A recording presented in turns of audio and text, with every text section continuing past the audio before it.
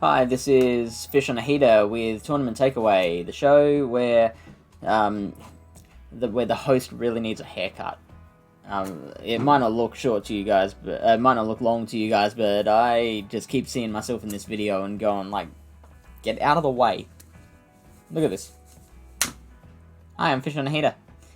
Anyway, no, that's not why you came to... Oh, this is going to bother me the whole video. I am going to be doing a Go Battle League battle for the first time. I was wondering whether to go through like a rebrand, because it's not really a Sylph tournament anymore. It's a Niantic Go Battle League battle. One-off, winner-take-all, but don't have any better options, so for now the name stays. This is my first ever encounter with a Shadow Pokemon in battle. If you have seen some of my other videos, then you might have seen one recently where I took a look at the best Pokemon, Shadow Pokemon for PvP, and I'm going to put a link in the description below, but I'm going to spoil it for you just because it's relevant to the video. In my opinion, the best Pokemon, the one that benefited the most from the Shadow boost was Gardevoir. Just those charms doing so much damage. It is a steam train. Yeah, it's some... Maybe this person saw my video. I don't know. But I came up against one, and here's how it went. Tick. So her name's Yuki. And my Pokemon that I led with was the Swampert. She led with the Gardevoir. Gardevoir, already being tanky, non-shadow, not tanky, the opposite, glassy, as a non-shadow version, is even glassier as a shadow version. So it really needs shield. So this is the obvious move here, having Gardevoir as the lead. So I had to make a decision. Like, am I gonna just get straight out of there, or am I gonna try and, take this thing on? Luckily for me, it's an obvious weakness, which is that boosted attack, you can see how much damage it does, comes at the cost of much lower defense. If you take a look at this, let's go over here. This is, let's go Gardevoir with no shields, shadow version, and no shields for the Swampert, starting fresh. Here we go, battle. No, I didn't want to use Sludge Wave, hang on, let's go none. Alright, so that Hydro Cannon, if it gets through, is going to do 77 damage, which is about 2/3 of Gardevoir's HP. So, if you think you can tank one of those and then get what you need to do done without using a shield, great. But it's a pretty scary concept. Like, you have to be a good trainer to know exactly when it's appropriate to just let 77 HP disappear. And I've covered that in at least one of my other videos as well, so go through the back catalogue. But what is Yuki gonna do?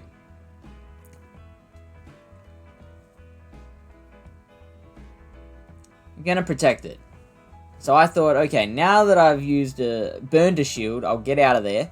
And I brought out Forretress. You can see how much health the Forretress was just whittling away at the Gardevoir. And it took Yuki a little bit of time to realize, I need to get out of here. So, and the other thing that I want to point out is that, again, referencing another video, I've got such a back catalog now, that's so good. I talked in another video about safe switches. Just for the newer trainers out there who haven't been doing the Sylph Cups for very long or ever, the idea of a safe switch being something that if you have a losing matchup in the lead. You want to be able to switch to something that can help you flip the battle by resisting things, by just being tanky, by having coverage moves, things that get unexpected wins against what you expect to see countering it. So Fortress is a Pokemon that only has one weakness, which is fire. It's a crippling weakness. It's a double weakness to fire, and a lot of fire moves are hard hitting as well. So if it comes up against a fire Pokemon, it's going to shrivel up like a tissue.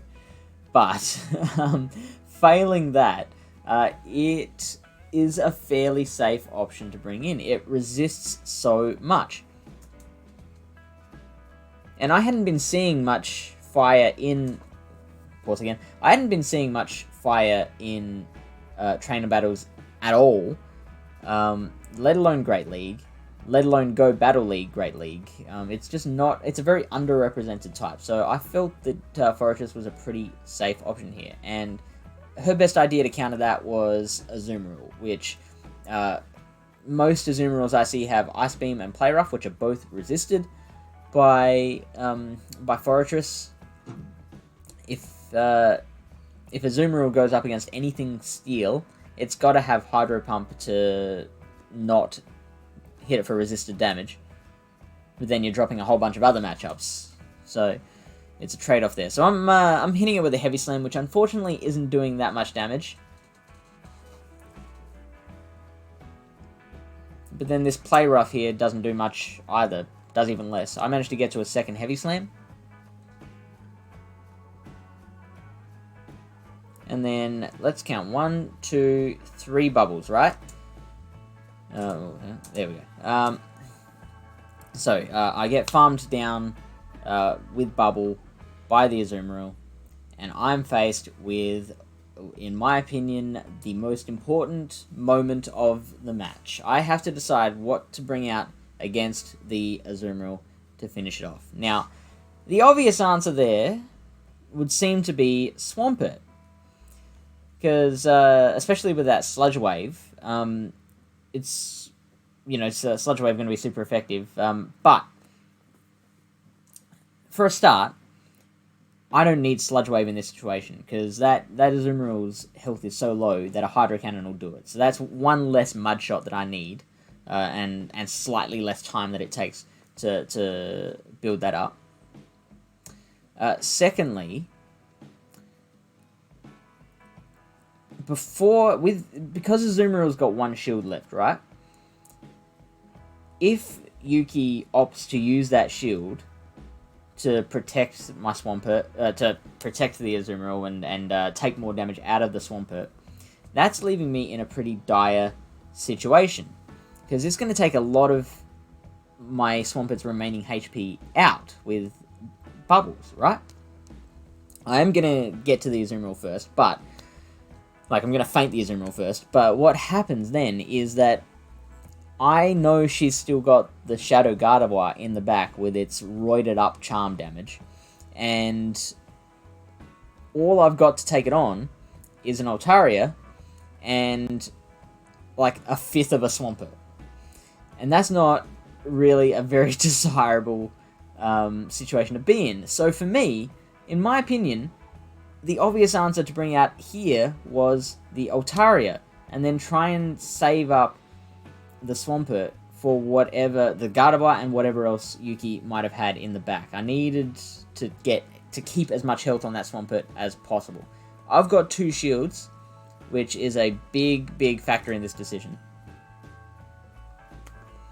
So I do what seems on the surface to be a real stupid thing, which is to send out Altaria against the Azumarill. Now, it only needed 2 bubbles to get to the first Ice Beam. I get to a Sky Attack, miss a target, and there. I know that I'm flipping this matchup here. I know I'm getting out ahead. I've still got 1 shield. The Azumarill is defenseless and has no energy.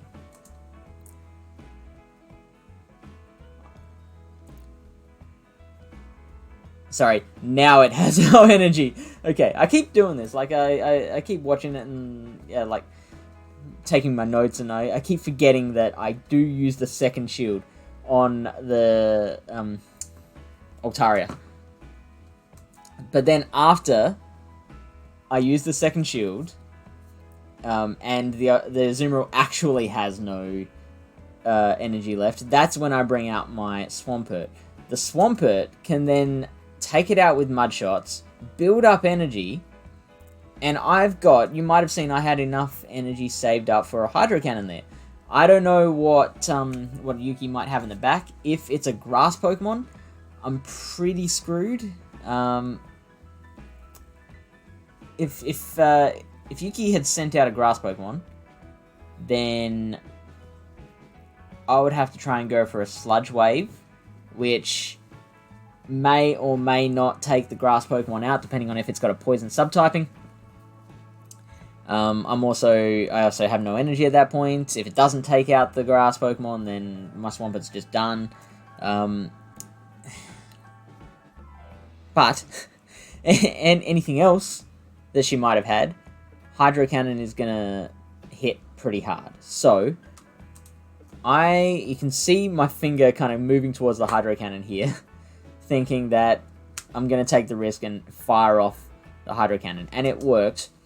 The Shadow Gardevoir comes out, and because it has no shields left, it's rendered useless.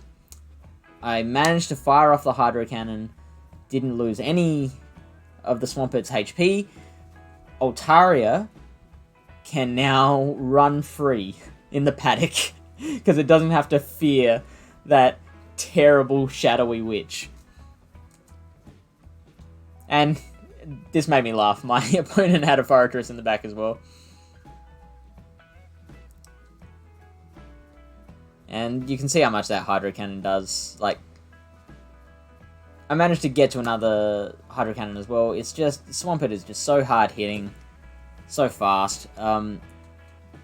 But because I made the correct decisions at the time, I ended up winning that match by a fair amount. Like, I still had an Altaria that had probably 4/5 of its health left, and that would have, like, if I hadn't been able to finish off the Fortress with my Swampert, then I easily would have finished it off with the Altaria.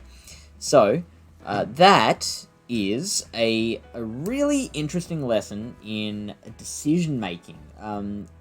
Of course, this particular situation that I had is a very specific one, but hopefully you can use it and apply it to other situations that you might be in.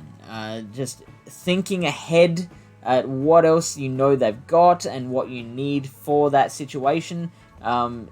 Just being able to kind of visualize the entire match rather than just the individual matchup, which I used to do a lot, will really help you to make better decisions on when to use your shields, when to build up your energy, what you need your energy for, you know, what you need each Pokemon for. So, hope you learned from it. Hope this helped. Like, comment, and subscribe with your opinions on what other decisions could have been made, or what other important moments there were, or maybe a time when you think you made the right decision. Yeah, chuck me a link to a video you've uploaded to Google Drive, or like a sim that you've done. And for every like, comment, and subscribe I get on this video, I'm going to transfer one Shadow Zubat to Professor Willow for study. I'll see you next time.